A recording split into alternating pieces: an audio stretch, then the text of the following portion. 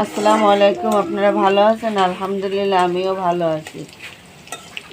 আজকে রান্না হচ্ছে ভেন্ডি ভাজি।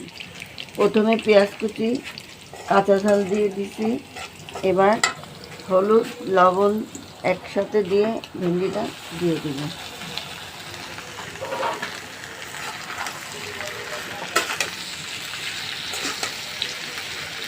আপনারা যে যেখান থেকে যত দূর থেকে দেখছেন আপনারা কমেন্ট করে জানাই দিবেন। আর আপনারা লাইক কমেন্ট শেয়ার অবশ্যই করবেন।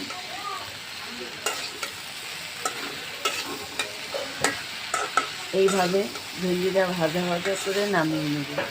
যদি এই রান্নাটা আপনাদের ভালো লেগে থাকে তাহলে আপনারা ভালো থাকেন, সুস্থ থাকেন, আমার ফ্যামিলির জন্য দোয়া করবেন। আসসালামু আলাইকুম।